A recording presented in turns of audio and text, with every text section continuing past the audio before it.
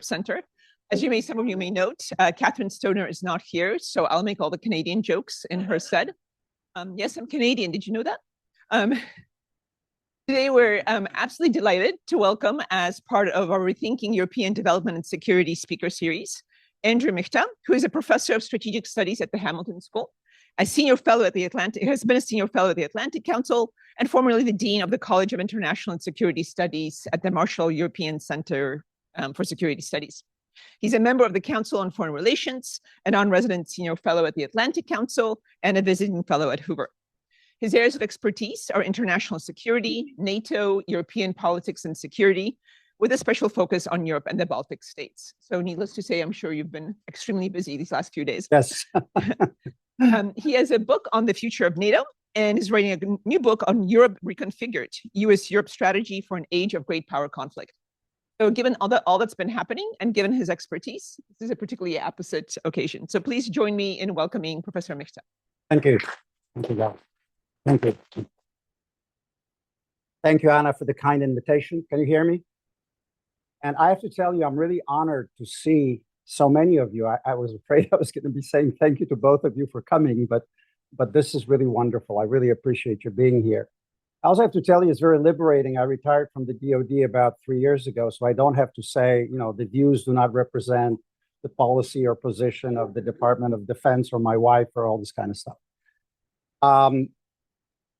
Here's what I propose to do today. Let's start with a couple of thoughts. One is from a statement by the new SACEUR who replaced General Cavoli. I don't know if Alex was clear to say that or not, but it reverberated like a bomb when he said that actually by 2027, EUCOM estimates there may be a two-theater war with both Russia and China actually pulling the United States. And as he said, we will need every bit of kit and equipment and munitions that we can in order to beat that. And the second one is a quote from my dear friend Cory Shaki when we're talking about why the Russians have become a revisionist power. And Cory said, well, we offered Russia a seat at the table. To which I said, Cory, the Russians don't want a seat at the table. They want their own table. And let's begin with this to start understanding what's really happening. I understand we have about 30 minutes for my kind of overview, and then I really look forward to the discussion because I think that's where the meat of this whole thing is. So I'll cover about 5 points today. One is I'll speak briefly about what I once called Europe's vacation from history, aka appeasement. And actually the last 20 years have been marked by deepening appeasement of aggression committed by Russia in different theaters, while at the same time we talked about the rule-based international order, that territory must not be changed by force and the rest of it. We're in the process now, if you are EU watchers, of trying to negotiate the new EU treaty. And a lot of talk is about federalization, that the European Union will create, in effect, structures that will move it from a treaty-based organization focusing on regulatory and trade and market issues to become, in effect, a kind of supranational entity, and the term you hear sometimes, United States of Europe. I do not believe that's going to happen. And if the treaty is pushed through and we moved in the direction of abolishing the veto, going to qualified majority voting, I think there's going to be a genuine balkanization and rebellion in Europe, and I'm happy to talk about it if you're interested. Third point is, I think we need to look at Europe in the context of the rise of what I call the axis of dictatorships. Unlike during the Cold War, we're not up against the Soviet bloc, not up against the Warsaw Pact with China kind of taken out of the equation since Nixon, Kissinger. We're looking at four powers: Russia, China, North Korea, and Iran. The reason Russia can continue to sustain the war in Ukraine is because China will make sure that Russia cannot lose this war. What we're looking at from the geopolitical point of view is essentially two major powers, both nuclear. Russia is the biggest nuclear power in the world in terms of the stockpiles. China is looking at 1,500 nukes by 2035, in effect positioned to dominate the Eurasian landmass. If you are interested in kind of Mackinder or Speakman geopolitics, that gives you a sense of what it means for us as a Western hemispheric power.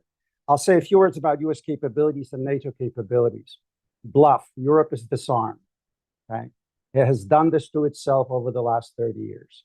We are also not sufficiently ready in terms of our stocks, munitions, ability to produce at speed and scale. We have developed a culture during the last 20 years in the US military of fighting what I call scheduled wars, where we could say on such and such a day, we need so much ordnance, just-in-time deliveries. We consolidated our main prime defense and space contractors from 51 to just 5 today.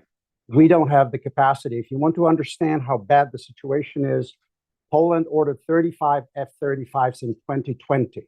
You know how many it has received by now?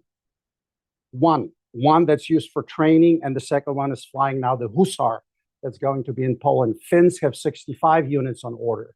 It's going to take years for them to get it. Poles have a 250 tank SEP V3 Abrams on order. They're not going to get this for another 4 or 5 years. They're buying Korean equipment.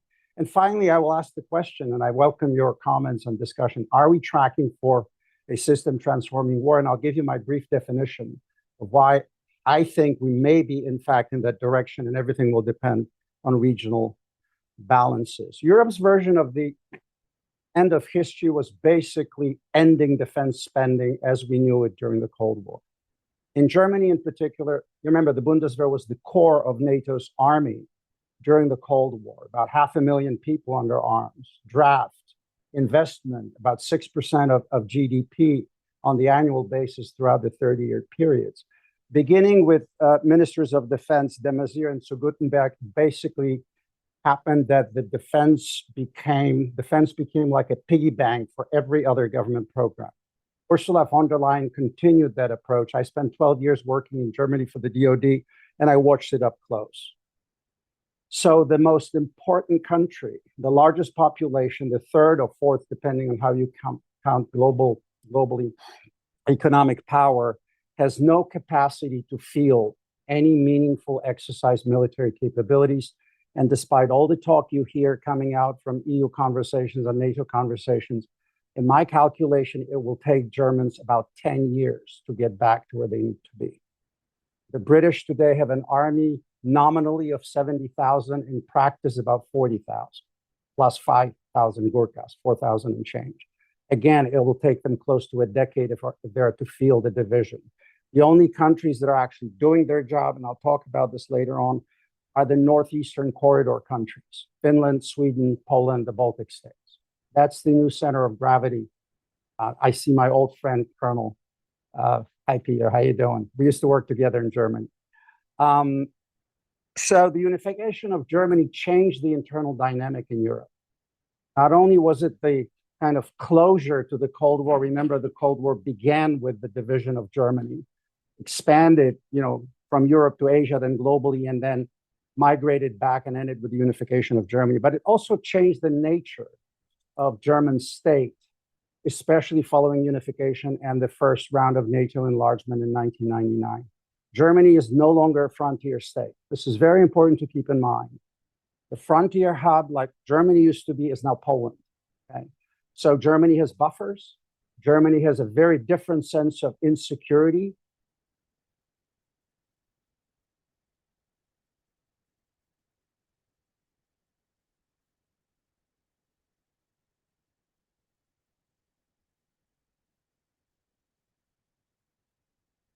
Argue that there is no agreement across the NATO alliance about the nature and, most importantly, the intensity of the threat. Where you are on the map defines how you see Russia. If you're in Estonia, Lithuania, Poland, or Finland, it's existential. I will remind you, it's only 20 miles from the Belarusian border to Vilnius, 20 miles, 130 miles from the border to Warsaw. If these countries are occupied, they're done. I remember Kaja Kallas saying to me when she was still in the Estonian government, after Bucha and Irpin, we cannot allow ourselves to be overrun. We're city-states. There's about 1 million Estonians living in Estonia. And Kaja said, if we're overrun by the Russians, how long would it take them to decapitate the elites, kill us or imprison us, and take the entire population and exfil it and basically destroy us as a culture and as a history and as a nation? These are the stakes for the frontier countries. Countries that are farther from the eastern flank look at it differently. The intensity changes. When I'm in Berlin, I hear more on the one hand. On the other hand, remember 16 years of Merkel was an attempt to engage, actually, Russia, manage that relationship through political and economic means. When I'm in Paris, I hear how important the Mediterranean is, the southern azimuth, right? Officers tell me Europe's southern border is now in the Sahel and in Africa. Africa's problems are Europe's problems. The French army is not training for a major war on the continent. It is still expeditionary, quasi-imperial. When I'm in Madrid or Lisbon, I have no idea what they're talking about other than migration. Literally, there's no sense of threat that Russia might pose. So this is the consequence of the end of the Cold War that contributed to the sense that you do not have to do much, if anything. And what contributed to that was what I call the Russian Weimar. And indulge me because you can over-rationalize history. But I look at the 1990s under Yeltsin as the equivalent of the Weimar Republic in Germany after the First World War. There's striking parallels here. They're not one for one. But in Germany, the narrative was Dolchstoßlegende, right? The legend about the stab in the back. The Reichswehr was not defeated, it was betrayed. By whom? Communists, socialists, Democrats, Jews, you name it. That gave Germany Hitler, that gave Germany another bid for imperial glory. Well, in Russia in the 1990s, I remember visiting Russia at that time. Pardon my French, it was a total bordello. Nothing worked, people were impoverished, rampant theft of national assets, no rule of law, and this attempted democracy devolved into Putinism. Putin's narrative to his people is very simple. The Great Red Army was never defeated, it was betrayed by cowardly Gorbachev, drunken Yeltsin, Muscovy Duck, and most of all the Americans and NATO. And I will restore what he calls Veliki Ruski Mir, the great Russian peace, the great Russian nation. And until that imperial drive is broken, Russia will, in my view, remain a chronic threat to European security, regardless of how the Ukraine war will end. And finally, when I said appeasement, 2008, Georgia.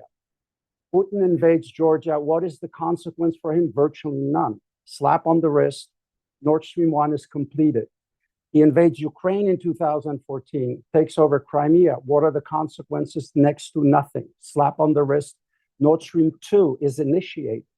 He butchers Syrians at Aleppo. I remember German politicians telling me this was the wave of migration crisis, that Russia now will be in a position to call the shots on migration flows out of the Middle East. And he invades Ukraine in 2022. And I tell you what, I've worked for the Ukrainian military for 7 years. Our director at the time, Peter, remembers that General Dayton was an advisor to the Minister of Defense of Ukraine. And I was convinced they were going to fight. Nobody else believed that. Had the Ukrainians not fought, I suspect you would have had a similar situation to what you had in 2014. Isn't this terrible? But we need to move on. What you have today in Europe is this regionalized security optics. There is no shared agreement on the nature of the threat, and even if that exists, on the intensity of the threat. That's accompanied by disarmament. There are militaries in Europe that have virtually no armor. Holland has 18 tanks that it's leasing from the Germans. There are air forces in Europe that are non-deployable. I won't name names, but there is an air force that can fly only in circles around the capital. That's a flight club. They have nice uniform. That's not an air force you can integrate into any sort of operation. Capacity to produce munitions. Ukrainians don't shoot with Euros. They need 155 caliber shells. The capacity to produce this is very, very low. And when I talk to officials from Rheinmetall, they would be telling me, we can produce, but we need contracts. The German acquisition process to move from a request to actual contracting is so elaborate and so dysfunctional that quite often this is not just happening in time. Okay, the EU. No other event has redefined European security more than Brexit. Remember, the second largest economy in the EU, the quintessentially maritime power and the closest ally of the United States left. This means the European Union since then is a quintessentially continental project. And it's also dominated by Germany. Germany outgrows everybody when it comes to their relative economic weight. Now, Germany is struggling with thinking strategically about its future, about national security. I remember I was actually watching up close their first national security strategy being written. It's a country that's got a tremendous economic base. And at the same time, it's a country that's trying to figure out what role it's going to play. I remember a conversation with a CSU politician where I was a little rude when he was telling me how Germany would lead. I said, "You're fat, you're not strong." That's not one and the same thing. He got very upset. Peter, don't get upset. But that was not Peter. But that is actually true. So Germany, how Germany defines its strategic path going forward is going to be critical. Second, the EU's no alternative ideology, as I call it. I am not a great fan of AfD in Germany or Front National in France, let me tell you. But you cannot throw 25% of your population outside the political agora. Some form of negotiation has to take place. Newsflash, I just found out that actually AfD representatives are going to be invited to the next Munich Security Conference. Now, there is a change, right? Again, I don't like AfD's politics. I don't like their views on Russia. I think they're fundamentally misreading what's happening. But for the last 20 years in particular, most of European elites have been unable to engage with ever greater discontent that's been happening at the level of the citizenry. Look at the energy policy. I was in Germany when Germans were changing their gas, purchases away from Russia, reducing that, and they still shut down the 3 remaining nuclear reactors. I was watching this, I was thinking, what does an aneurysm feel like? What am I missing, right? Industrial energy in Europe, in Great Britain, costs 4 times what it costs in the United States, in Germany and in Europe as a whole, 3 times as much. If you look at the current winter, it's going to be very interesting to watch if there's capacity to sustain power. You want to get into AI research, you need reliable, stable power generation. I think Metz is beginning to say this was a mistake, Energiewende was a mistake. Let's figure this out.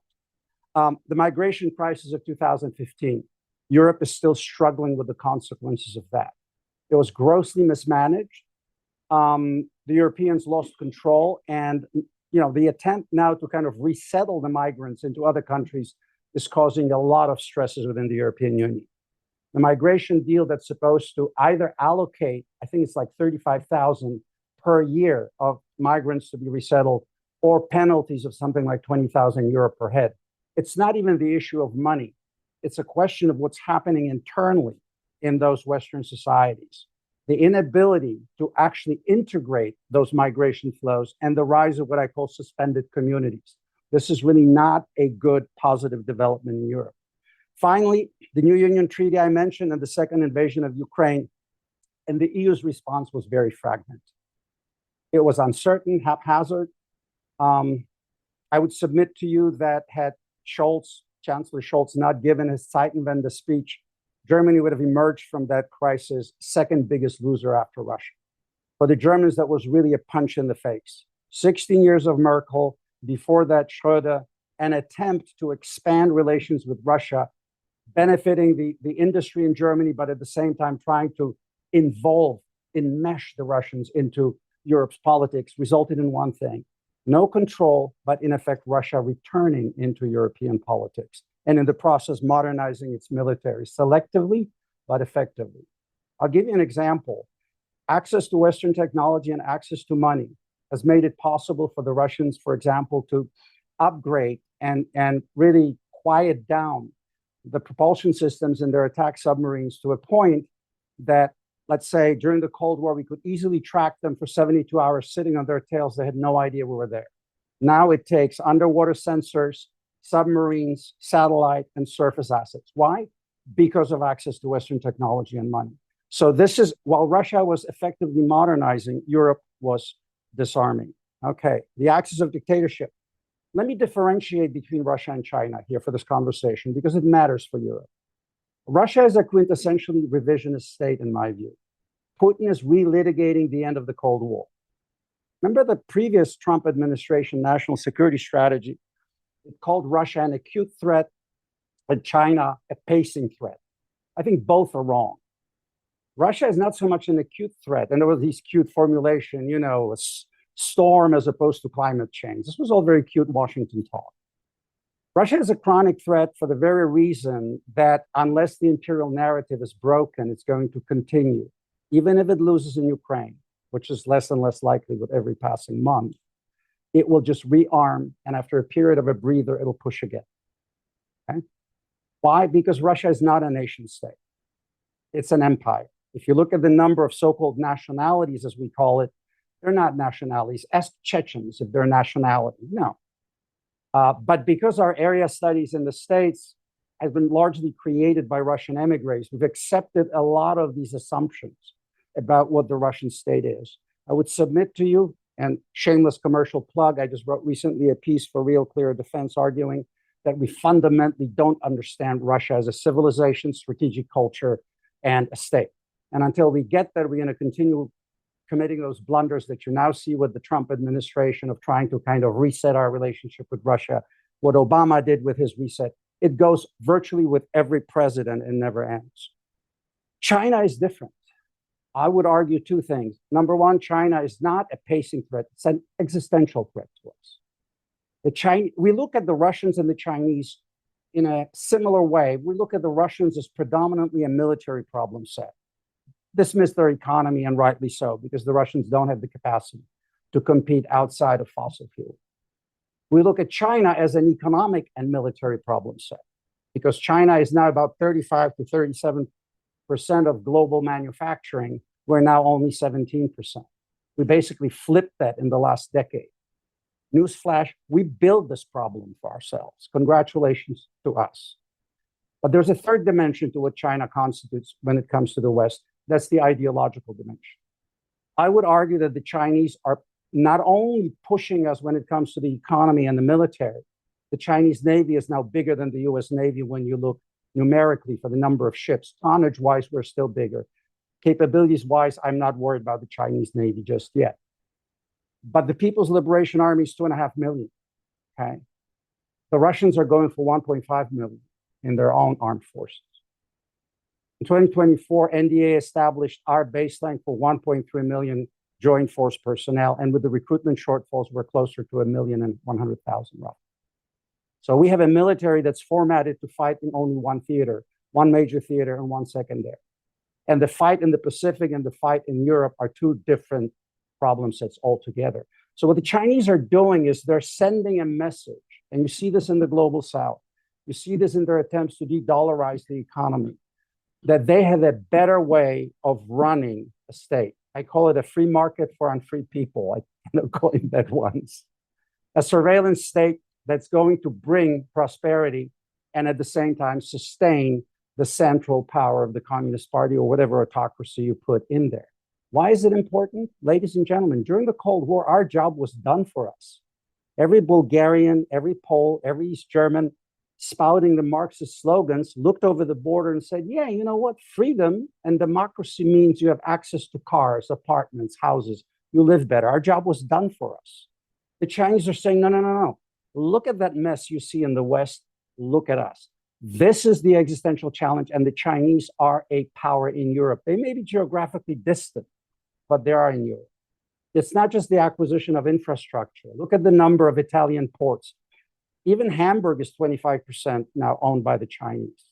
One of the premier robotics company, KUKA Robotics in Germany, is 100% owned by the People's Liberation Army. So German engineers are working, building machines for the Chinese military. I did some research in 2019. We had about 350,000 Chinese graduate students, mainly in STEM. Ask yourself how many of them go back and then work within defense-related fields. So we're educating weapons designers in the process. Most important thing, system transforming wars don't happen because all of a sudden one event escalates. The Second World War did not happen, in my view, because Hitler and Stalin invaded Poland in 1939. The regional balance was cracking. You had the civil war in Spain. You had the war in Manchuria. You had Anschluss. You had the takeover of Czechoslovakia. And finally, the whole thing disintegrated. And we ended up with a system transforming conflict. I will submit to you that we're looking at 4 key balances that are creaking and groaning right now. One is in Eastern Europe, Ukraine. Second one is the Middle East. You've got a hot, cold war between Iran, Israel, and the United States. The third one, very few people talk about this. I just came back from Korea. I have to tell you, the peninsula is the next area where this may blow up. The Russians are transferring technology to the North Koreans. The North Koreans have been able to finally launch their satellites, which means that they have the ability to deliver a nuclear payload to the United States. They're producing open source estimates about 9 nuclear charges per year. We have only 28,000 soldiers in the 8th Army. If you add everybody in Pyeongtaek, you've got maybe 50,000 against million and change. Okay, so that's a potential theater. And finally, the Indo-Pacific. What am I driving at? If you look at how small the US military is, the stretching front line calls on us to deploy and redeploy our resources, precious thin resources, into those additional theaters. And those balances over there, if they suddenly implode, that's what Grynkevich meant. If all of a sudden there's a breakdown in the Indo-Pacific, the Russians will act in an opportunistic fashion in Europe. We have recruitment shortfalls, we have insufficient DIB, defense industrial base, and also deployability issues. 90% of US military is here in the continental United States. The fact that our relationship with our European allies is strained ever more, trust is beginning to disappear. The way in which Donald Trump has gone about Greenland, to me, is a classic example of this. It's just not smart, and I will leave it at that. You know, to humiliate people who want to offer you help, who will do, the Danes will do whatever you want them to do. They'll roll over, but you cannot humiliate them in public. And of course, predictably, President Trump backed down, but that damage to this precious commodity called trust will be very difficult to undo, right? But if you look at it, if you look at deployability, if we start losing our bases in Europe and we start losing our bases in Asia, because the Asians are watching Europe like a hawk. I said this to Colby about 2 years ago. I was with Bridge on a panel, and he kept saying the American people will not pay more in defense, therefore we have to pivot to Asia. I said, Bridge, has anybody asked? Has any of our leaders made a case to the American people about how dangerous the world has become? Last year, we spent 3.1% of our GDP on defense. That's half what we spent during the Cold War. Our force was about 2.5 million on average during the Cold War. At the height of Vietnam, we were spending close to 10% of our GDP, Korea even 12%, and during Vietnam, we had 3.5 million men under arms. So my point is, you don't do strategy by counting how many crayons you have in the box. That's what I said to Bridge. And then you say, I'm going to draw on one half of the canvas because I only have 10. You have to articulate what your national interests are. And ladies and gentlemen, the Atlantic and the Pacific are not an either or proposition. They're the same problem set. We are a quintessentially maritime power. We've got the Navy written into our Constitution. Congress shall maintain the Navy, right? Too bad, Army guys, Congress shall raise an army, right? So you don't count. If you look at our deployments in Europe and Asia and you draw a circle from the East and the West Coast, simple geography, do a politically incorrect map and take one where our hemisphere is in the center. Look what it does in terms of our ability to project power, defend ourselves, and access global resources. So it's not an either or proposition. It's together with, and I finally, what I said to Bridges, and by the way, the enemy gets involved. We can say pivots, schmivots. We can do whatever we want. And I'm very unhappy that Mr. Obama introduced the notion of pivot to Asia in 2012, because it created this whole school inside the Beltway that's now talking those terms. For us to fly a mission into Iran, the B-2s had to stay in the air for close to 36 hours. That tells you what you need to know, how important the bases in Europe are if you want to project power. And next point, European NATO capabilities. NATO's center of gravity, in my view, is now the Northeastern Corridor, as I call it. The Northeast Corridor is Sweden, Norway, Finland, Poland, and the Baltic states. And they're a discrete problem and region from what's happening further south. Some people talk about Romania as well, but the Romanians are in a horrible neighborhood if you look at what's right behind their frontier. The Europeans lack the capacity to produce weapons at speed and scale. It'll take them a long time. Infrastructure is neglected. One of the biggest problems is military mobility. During the Cold War, every bridge and overpass in Germany was rated to carry a tank and a trailer of about 60 tons. Today, tanks are bigger, trailers are heavier, and that is not the situation. When we were deploying after the invasion of Ukraine, we tore up a lot of infrastructure in Europe, just trying to move equipment. Access to rail that has to be guaranteed. A lot of rail systems in Europe have Chinese switches on their systems. I don't know if Deutsche Bahn has removed those, but I remember when I was still in Germany, you had Y-way switching stations on the critical infrastructure of our principal ally. Imagine what this can mean in a conflict. When I would talk to government officials, they would say it's too expensive to try to do this. We have to find another way. So infrastructure is neglected, military mobility is impaired. One very important point for European defense, most of the infrastructure in Europe runs east-west. It's the post-imperial infrastructure from the Russian and German eras of empire, whether it was the Soviet Union or before. If you look at where we actually must defend, Finland alone is 830 miles of added border. We need north-south mobility, like there's nobody's business. You need new type of Ramstein airport with all the fuel pipes that will go there. One via Baltica and via Carpathia is not going to do it. We need to be able to move troops at speed and scale on the north-south axis. That doesn't exist. I mentioned already the lack of consensus on the Russian threat, societal fracturing in Western Europe. And my assessment is we're looking at about 10 years to rebuild. Are we tracking for war? Like I said, regional balances are creaking and growing. One bad decision can push us over the edge, in my view.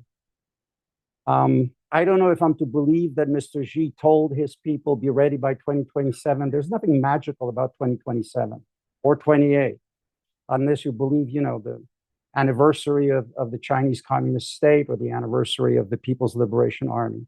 Russia is mobilized for war. The entire industry, the entire economy works in this direction. China is expanding its military at speed and scale. Most of Europe is unprepared. And I tell you what the biggest problem is, in my view, and I don't mean to be unkind. It's a leadership issue. At times produce managers. They don't produce leaders. Europe has been rolling in butter for 30 years. And all of a sudden has been confronted with this punch to the gut. And it has taken to this day to fully absorb the realization that the world has changed. I wrote a piece for the Wall Street Journal 3 years ago saying the problem with Russia and China is the crisis of disbelief, that this could really happen. Things were going so well. Internationalization of manufacturing, complex interdependence, all the poli-sci theories you've been taught at this university, I assume. I am a traditional guy. I don't believe in complex interdependence. I think there's only dependence, and the question is who depends on whom for what, right? Nothing complex about it. It's all this geopolitics itself. And then you add to this the Trump factor. The Europeans can't figure out how to deal with Donald Trump. Frankly, I'm not sure how to deal with Donald Trump. Maybe you have some good ideas. Because there's no strategy, there's no grand design. There's very random, not just transactional, almost kind of real estate approach to the world, right?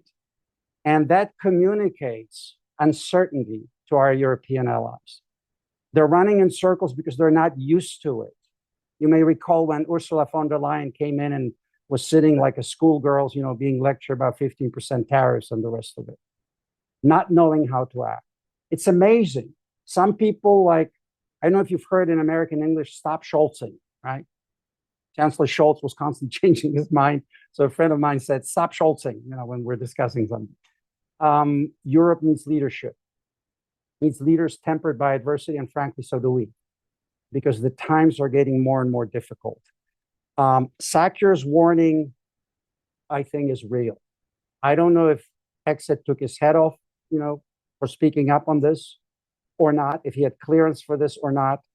But I think a man who looks at the top level SCI intel pretty much knows what he is talking about. And Ukraine is the proverbial canary in a coal mine. Which way it goes will define the future of European security. Remember, what President Trump doesn't understand, in my view, this is not about territory. The Russians are not fighting over a sliver of Donbass or Luhansk. Trump doesn't understand that Putin is fighting a civilizational war.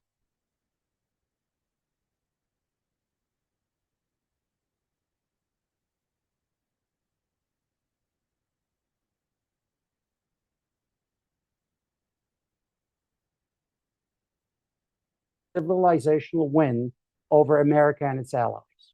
Think of the consequences.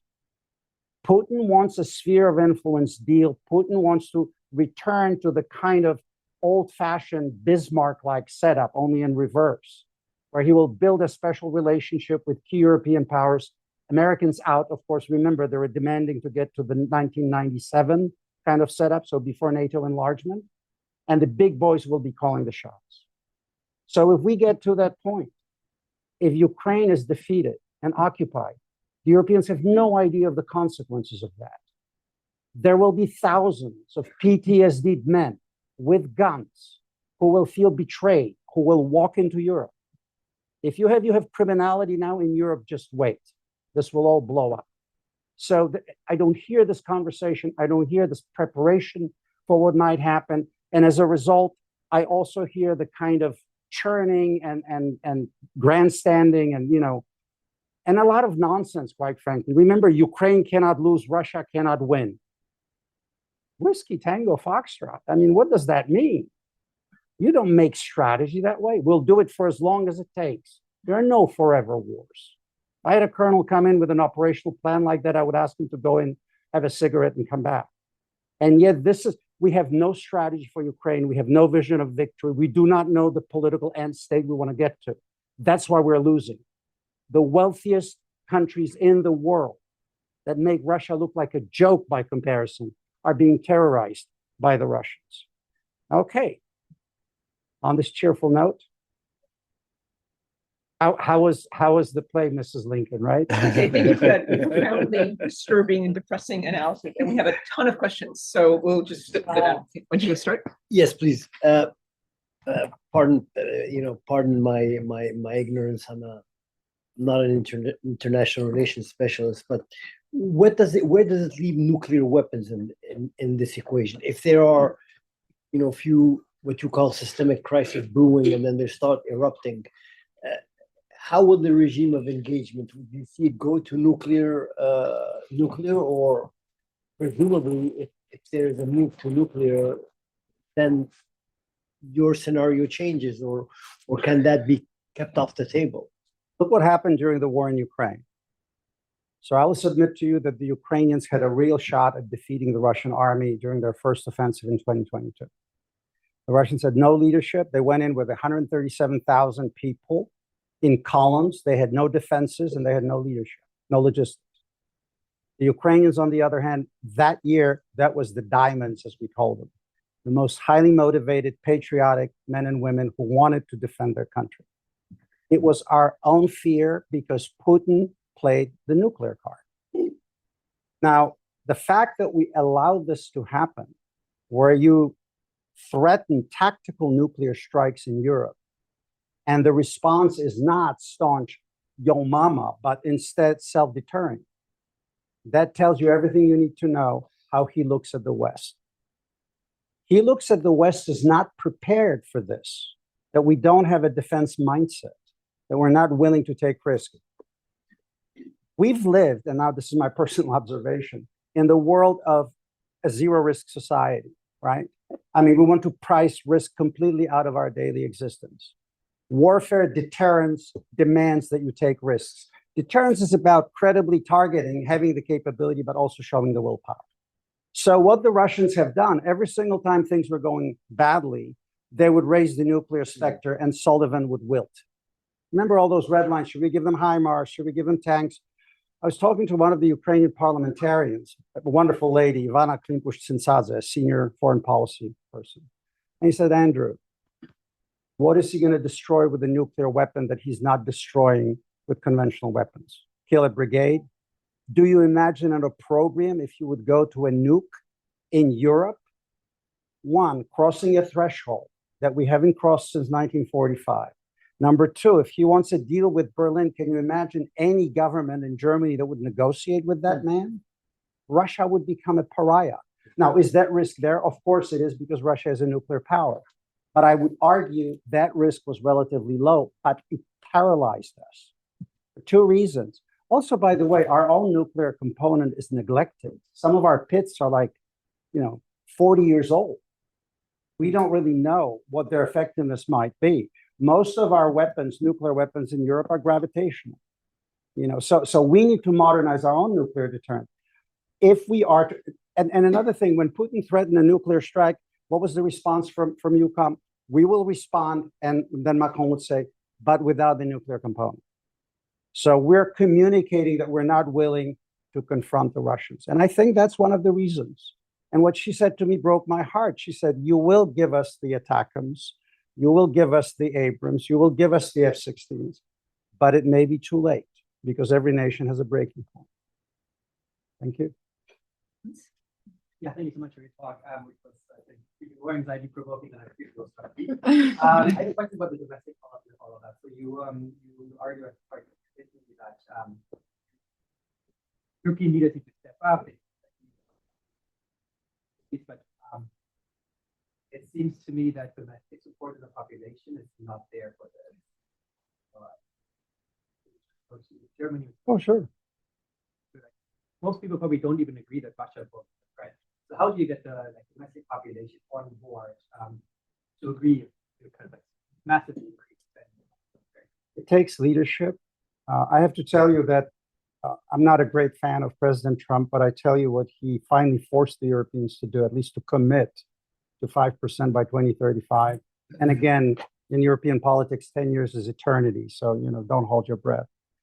But the fact that at least that commitment was made, I remember president after president, secretary of defense after secretary of defense, cajoling, pleading, begging, and the response was, yeah, the Americans always talk this way, but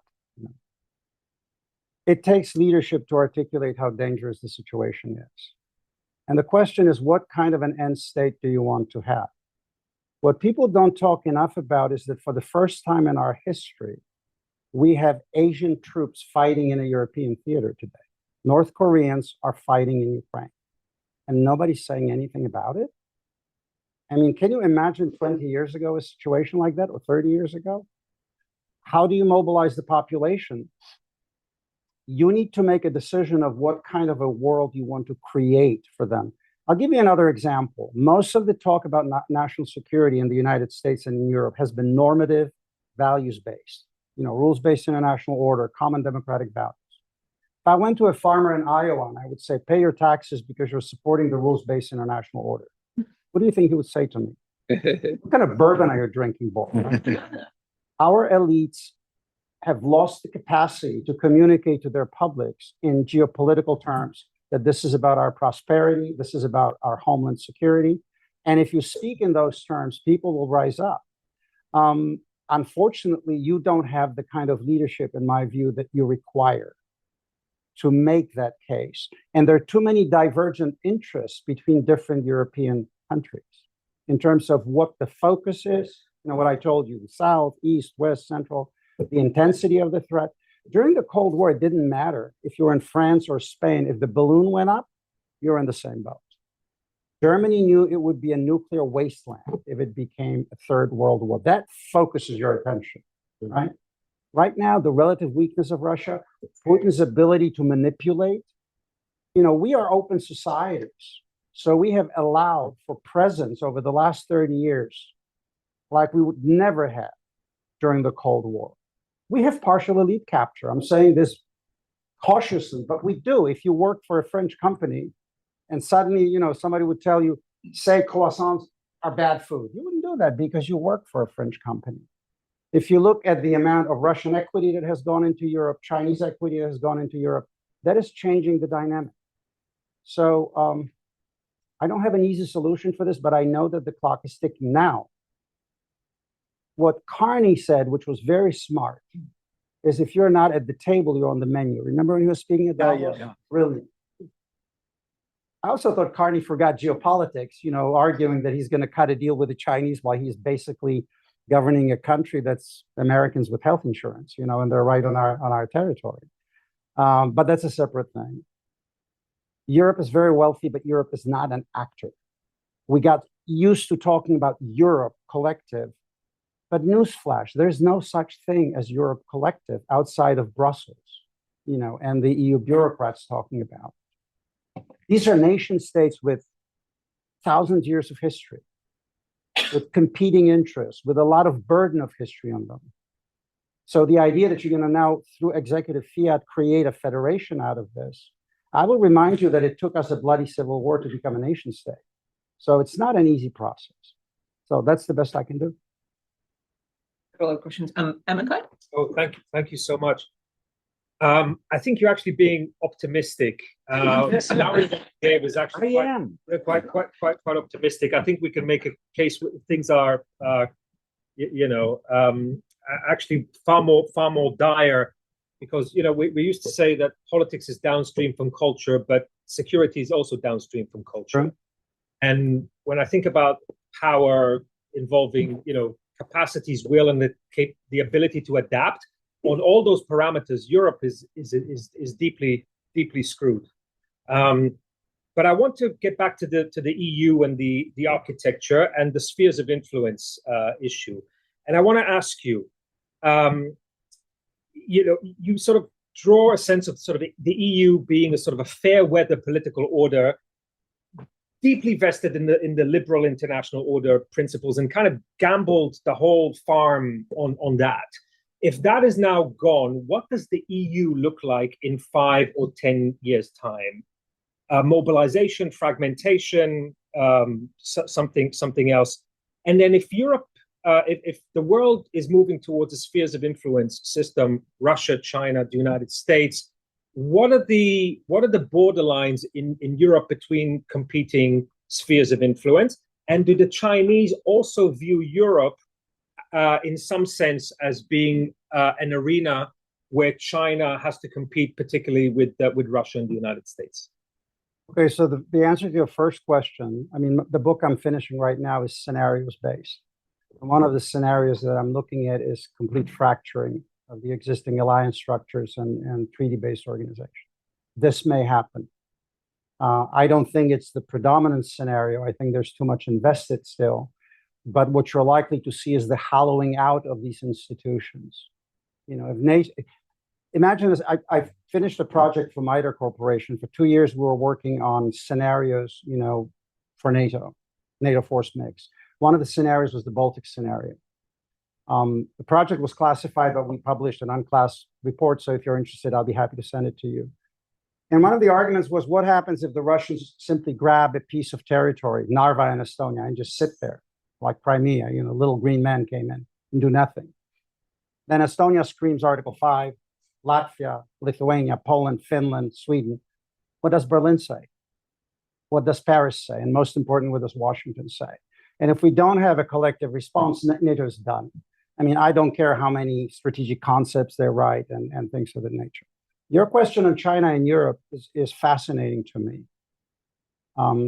4 years ago, I wrote a piece arguing that Belt and Road is actually an attempt to overcome the traditional predominance of maritime domain over land-based domain. The reason these tiny little countries colonize the world, like the Dutch or the British, terrible food, awful weather, because of access to the ocean. So maritime power, commerce, transport, globalization rests on maritime commerce. I mean, the biggest invention that made it possible was a container, a shipping container that you can put it on.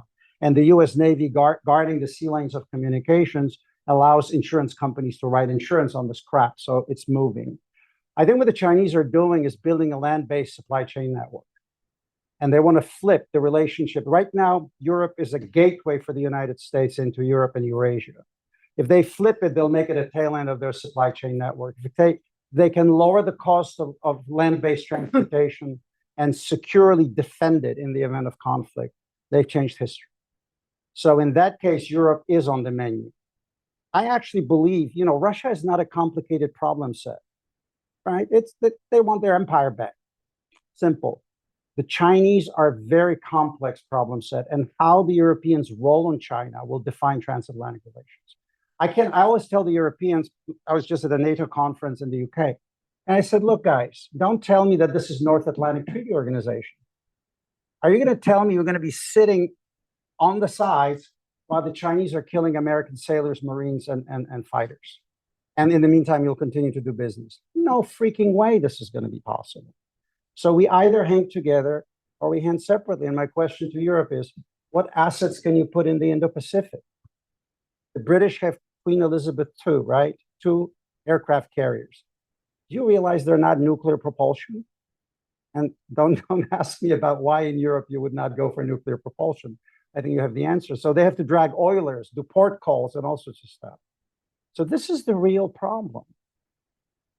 One last comment. If you look at the United States historically, we tended to enter the transformative conflicts last. I'm talking World War I, World War II, and then the Cold War. Suffered the least amount of casualties, called the shots. We're now in a situation where we're bleeding ordnance, we're bleeding money. I was at the Ramstein conference, the British Air Marshal said, we're pissing ordnance away one rocket at a time while the Chinese are building capacity. They've flipped it. So in many ways, when Trump says we need to figure out how to end the war in Ukraine, he's absolutely right. It's draining our resources. How he goes about it, it's a completely separate thing, because he imagines that he can somehow do Kissinger in reverse, and people who advise him, I don't think he thinks in those terms, and that he can pry, Russia away from China. And he's up against, a KGB guy who knows how to play it. So China is going to be defining, in my view, sir. So Yes. I'm not a military person at all, as my question will reveal. You emphasized that China and Russia have much larger militaries than the United States. Yes. Can you explain to me or help me understand why the size of the military matters now as much as it used to, given technology, AI, and all of the kinds of transformations that I imagine our forces are experiencing? This is a fantastic question, ma'am, because what you've put your finger on is the culture that's developed in the Pentagon over the last 30 years. The Army was always about mass. American military, if you look at the Madisonian, argument, we mobilize, we go, we sit on top of them, we demobilize, we come back. That was the American way of war. As the Army began to shrink, it began to acquire an Air Force mindset, precision, long-range fires, sensors, the whole thing that goes in there. And as a result, we're designing and producing, in my view, weapons the wrong way. Why does mass matter again? Because we saw it matters. Now, I hope the US will never fight a war like the Ukrainians. The Ukrainians don't control the airspace. So they have a completely transparent battlefield. I hope we would control the airspace and the cyber domain and space domain.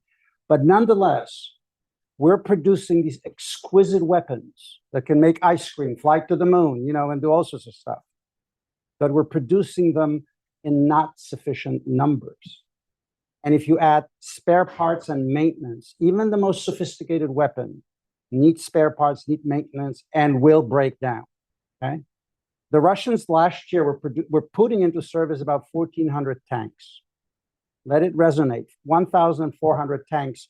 And of that, 400 were the new T-90s, which they're not putting in Ukraine for the most part. They're saving them for other things. Germany has about 300 tanks right now. Maybe half of that is drivable, I think, if you look at maintenance.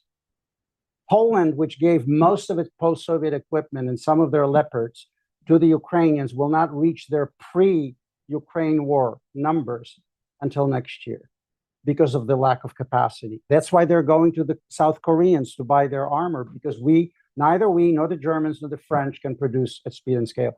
So somewhere between, I can put a missile on a camel's nose in the middle of the Mongolian desert, and that's why I will win. And on the other side, World War I, nothing but massive people, is the reality of modern combat. Because there's a geographic dimension to war and there's a temporal dimension to war. And we can have the most precise, sophisticated weapons. But if the Russians put a wall of steel on the border with the Baltic states and start driving, every tank, and Putin doesn't care about the life of his crews. Every tank takes a javelin, a round, or whatever. You run out, they keep driving there in Vilnius, it's over. This is he wants to have a dumb fight. He wants to come up close. That works for him, which means you have to have reserves. One country is doing its job brilliantly. You know that in Finland, everybody serves from the age of 18 to 60. Their specialties in the military are changed as they develop professionally. IT, medicine, what have you. Cohesion, 85% trust in government, right? They have the biggest conventional artillery in Europe. They've practiced territorial defense for decades. They're now trying to learn how to become a NATO ally, because that means sending your draftees outside the country. So it requires a defense mindset to make these changes. And I also think Congress should look very carefully about how we go about purchasing our weapons, because at the high end, we have virtually no competition. Go to Maryland, there's an annual convention, Air, Sea, and Space, organized by the US Navy League, and see what the conversation is like over there. For the first time, people said, wow, our logistics may be threatened. Duh, yes. There will be missiles flying at those ships and at those planes. It's not going to be like Iraq, that we could pre-position everything while Saddam sat on his butt until we finally decided that it was time to go in. Remember also that the global war on terror, so-called, reformatted the US military. We're only now going back to the divisional structure. We have flag officers who only now are relearning how to command those large organizations. I talked to one of the general officers who said he is introducing training for his tank crews where he turns off all the electronics, simulates hits on the turret and says, execute the mission. He said about 40% of his crews freeze because they're so dependent on electronics, they're so dependent on networks. What happens if those networks go? So our fascination with technology, man, I think is actually self-defeating to a degree. We need reserves. We need to be able to produce at speed and scale. And look at the structure of our industrial base. I mean, there's a wonderful book about how the private industry helped us win the Second World War, Freedom's Forge. If you haven't read it, take a look at it. It's brilliant. Basically said, executives said, okay, Chrysler, don't produce cars anymore, produce Sherman tanks, Singer-Song machines, produce M1 rifles, and on and on. What am I going to do now? You know, Google search faster, Twitter tweet a little faster. I mean, this is the problem. If you are to go to war, you have to have a certain autarkic, quasi-autarkic capability. Sorry, such a long answer. We have several questions All in right. about 17 minutes. Okay. So, Jim. Great. Hi, Andrew. Great to see you.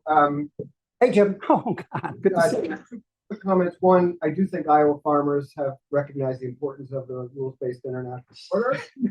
And second, the reverse Kissinger thing. Kissinger never split China from Russia. Oh, he never did. I agree. They were from the Soviet Union. They were already split, and that's why they were. Yeah, but they fought a war, sure. Right.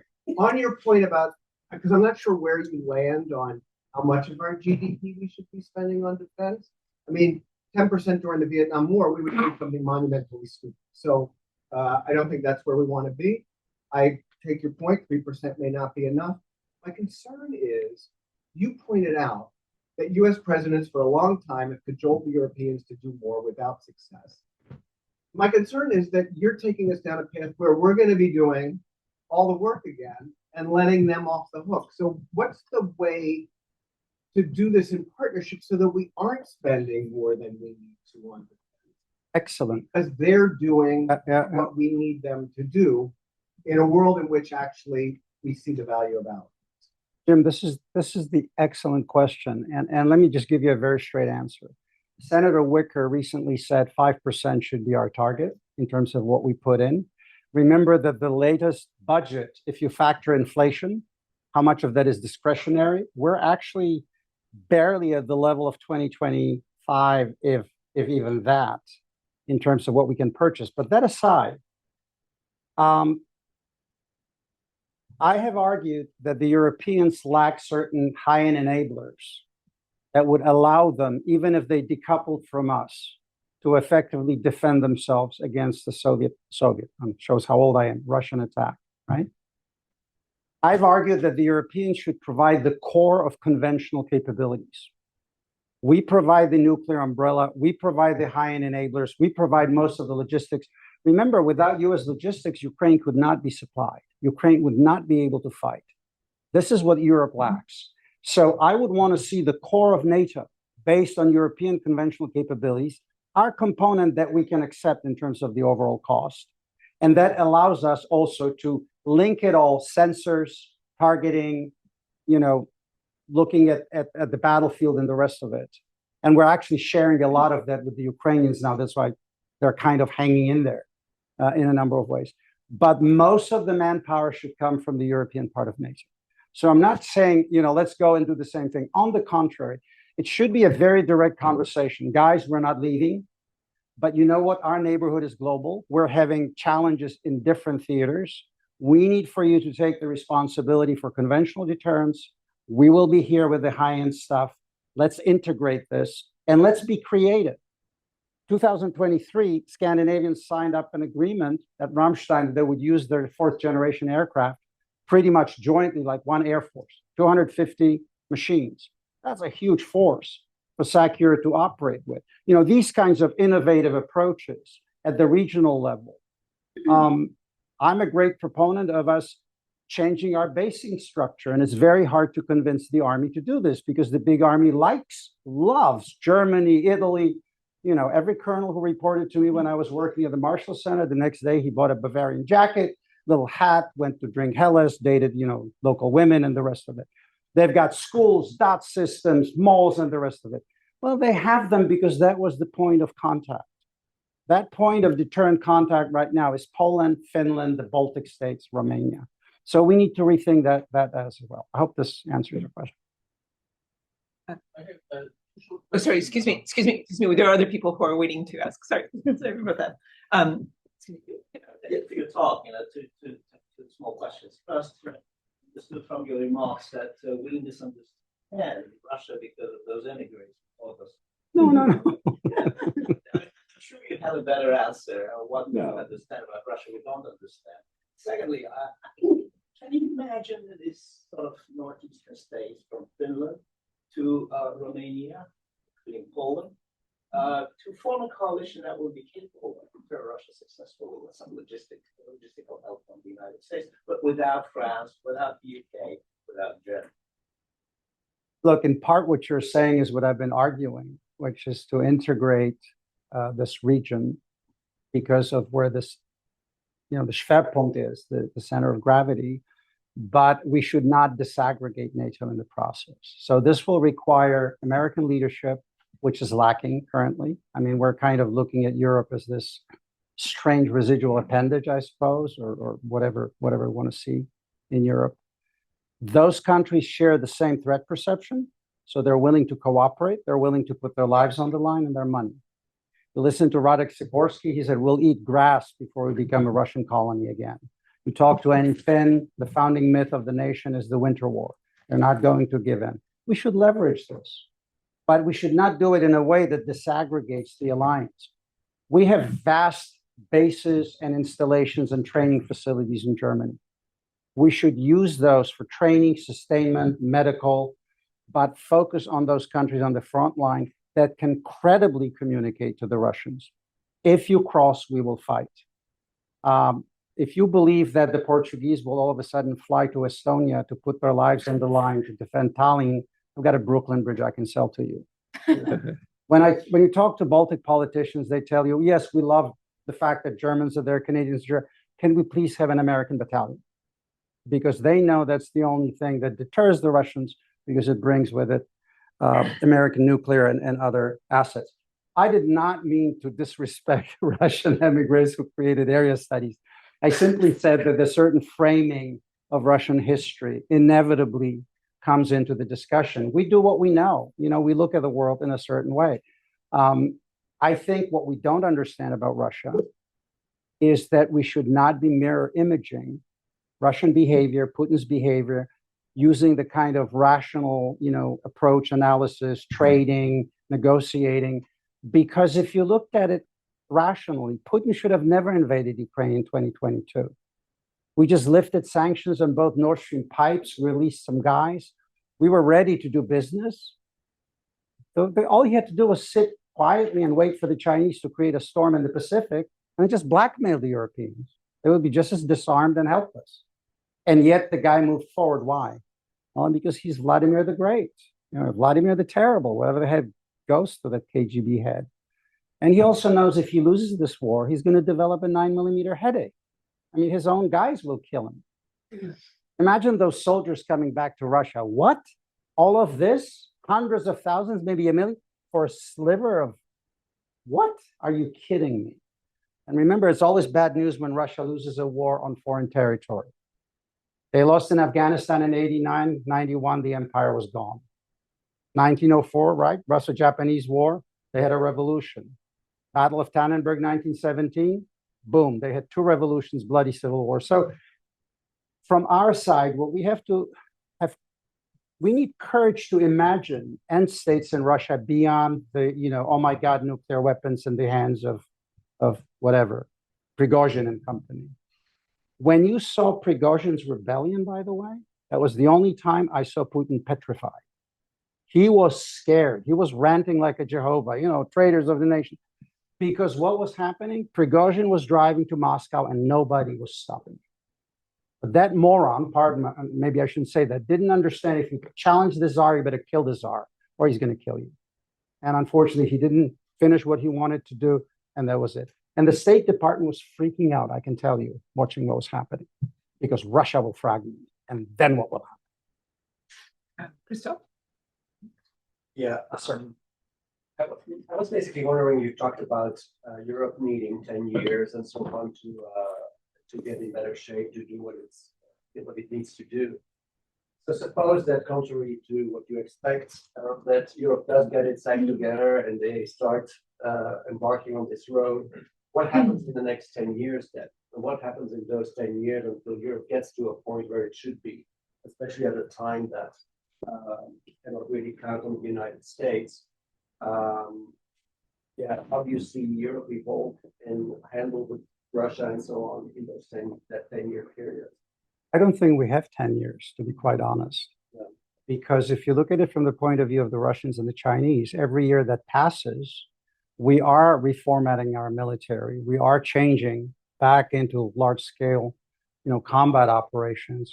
We're finally no longer doing overseas contingencies and all that kind of stuff. And if the Europeans start arming every year that passes, the rebuilding of the defense industrial base plays against them. So my sense, also these men are getting older. I mean, Putin no longer rides a yak and does judo, right? He's swollen. I don't know if he's got cortisone shots or whatever is happening to him. Mr. Xi is also not getting any younger. You want to be a great man in history? This is your shot. So I think we're kind of in a race against time on this. And I think Europe wasted all those years since 2022. Europeans, and here I'm speaking mainly about Germany, the United Kingdom, France to an extent, should have leveraged that time when the Ukrainians were buying them time. I will tell you one interesting thing. During one of the briefings at UCOM, I won't tell you who said that, but it struck me. It was a German officer who said, gentlemen, we have a non-NATO force, grinding the Russian military on non-NATO territory. All they want is weapons and money. What's not to like? They're buying us time. And I said, does your government understand that this is the time they should use to rearm? And he said, unfortunately, no. So we are in a period of protracted instability. One comment there I wanted to come back to about spheres of influence and all of that, concert of Europe. What the people who promote concert of Europe ideas seem to forget is the concert of Europe occurred only after a massacre across Europe that the French introduced for everybody's enjoyment. So if you have a rising power and you have a declining power, the notion that you will kind of negotiate, you take this, I take that, maybe it works on Manhattan and in Brooklyn when you talk about different blocks in real estate. It doesn't work in geopolitics. So I think we're in a period of protracted instability. I disagree with John Mearsheimer when he talks about bounded orders that are going to emerge. I think we're going to be riding the tiger for the next few years. And if those regional balances break, all hell will break loose. I'm looking at my students in Florida, and I'm thinking sometimes these kids will be called upon to do things probably no generation, if things break down, had to do. Briefings from, our Pacific strategy, how we're going to do this and that. We're daydreaming. We've used up most of the stocks we accumulated during the Cold War. We have not produced replacements. Why do you think we're getting South Korean munitions? Because of our capacity. You want to go to war, 80% of your medicines come from China, and you're going to go to war? This is what I'm missing. I'm missing a reality check among our leadership. It's not enough to tell me how everything is great, my country is great, and everything is great. Because I look at the real numbers. So that's what worries me. I don't think we have that time. We have about 6 minutes and 3 questions. Okay, I'll So be why don't very we- brief this time, I Why promise. don't we take the questions all together and then you can answer them? Okay, very good, Anna. Thank So you. Michelle, Marcel, and Eric. Yeah, my question is, how does increasing polarization, both in the US and Europe, factor into your calculus? I mean, we clearly know that internal discord makes it really difficult to coordinate in the face of external threat, as Sumner said, like over 100 years ago. Sure. Putin is probably having a laughing stock about this, clearly, like he loves, probably, I'm sure that, this is happening here in the US and it's being manipulated in part by our leadership. So what is your sense about polarization, its role in this whole future scenarios? Great question. I will wait for Anna to tell me when to answer. We'll have Marcel and Eric ask their questions and then I can answer them. Do I agree that Europe didn't take the definitely defense route? It took a route for commerce and reason. I agree with that. But then now, a nation that rearms facing a strong adversary that basically invites an early attack. So basically, if you say it's going to take 5 years or 10 years to rebuild Europe's military, as they start rebuilding, they are basically inviting an attack from Russia. So this is the time where seeing the existential interest of the US to support Europe. Of course, 100%. Eric. Among the things to freak out about in your presentation, I want to focus on our military industrial complex. And you mentioned we're down to 5 contractors of consolidated, and the inefficiency of these 5 contractors following federal acquisition rules and and F-47 that's coming on in line, it's got 10-year-old technology. Tell us how we should reform the procurement process to even begin to be responsive to global conditions. First, you need to, I'll start with your question, then I'll come, Michelle, to yours. And to you, sir, 100%, the United States needs to stay in Europe, needs to deter. Without us, all hell will break loose. So I'm very worried when I hear these kind of nonsense things that you're giving me Greenland or else, I'm going home, taking my toys. It was clear from the very beginning he was not going to do that. He was not going to attack Germany, but it undercuts trust and creates instability. So yeah, we need to be in Europe. We're Albion seed. We're part of the same civilization. Our institutions, our norms, our legal things, we're part of the same thing. You're just a little older. We're going to be 250 years old, by the way. And we're still on the oldest constitution. Are you French? You're on the Fifth Republic. Oh, you're better. But French are on the Fifth Republic, so we're doing pretty well. Coming back to your question about procurement, you need to get the military seriously involved in it. Too often, the kind of lobbying that takes place, the padding, one thing that I like, Trump just did no more stock buybacks for the primes. Enough of that BS. Targets are not met. Cost overruns. I'll give you an example. The Sentinel program that's supposed to replace the Minuteman, it's already over budget, over time, and delayed. And nobody's paying any consequences because the last time we had real competition was when the F-16 was running against the platform from McDonnell Douglas. And then McDonnell Douglas decided they can't afford to put that kind of money into it and then not to be selected. If the US government doesn't buy your platform, you're not going to sell it anywhere, right? So you need to do this. You need to ask them what is good enough, but better than the adversary. Every person I talk to who's knee deep in this says, we have lost track of what you need to maintain the systems in the field, how much the components will cost you, how many numbers are you going to be able to put there? I remember the debate between Romney and Obama, the foreign policy debate, the second one. And we had a line in Romney's book saying, Mr. President, it's kind of a little too cute, but Mr. President, the US Navy is now smaller since at any time since 19.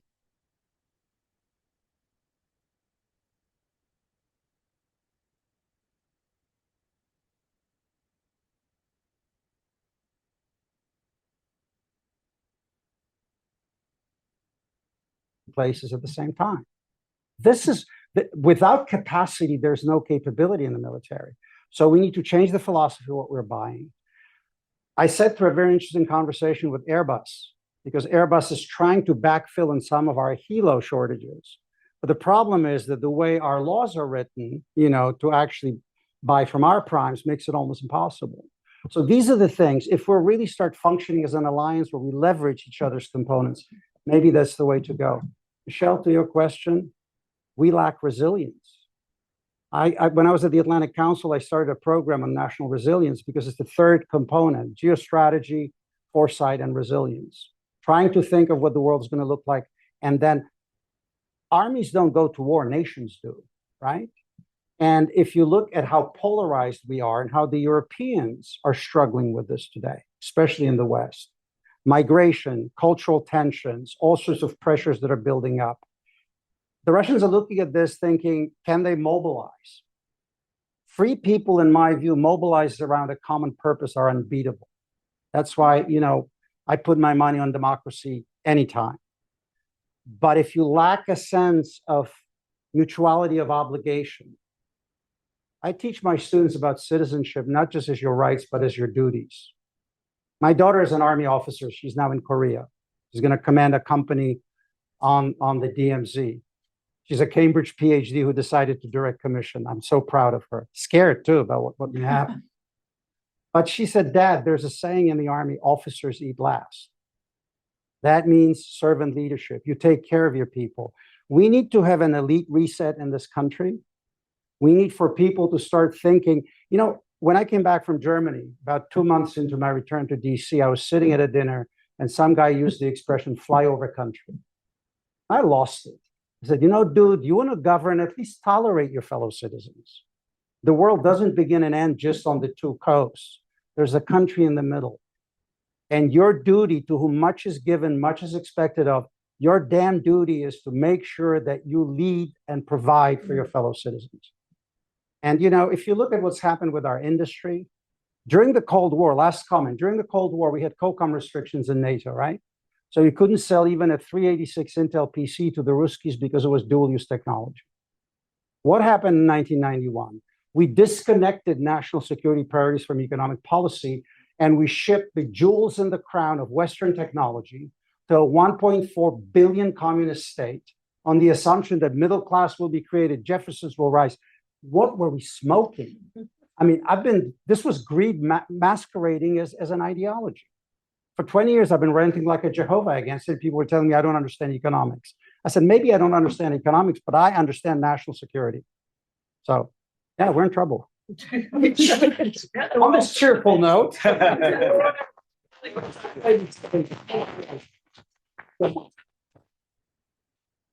you for having me. Really appreciate it.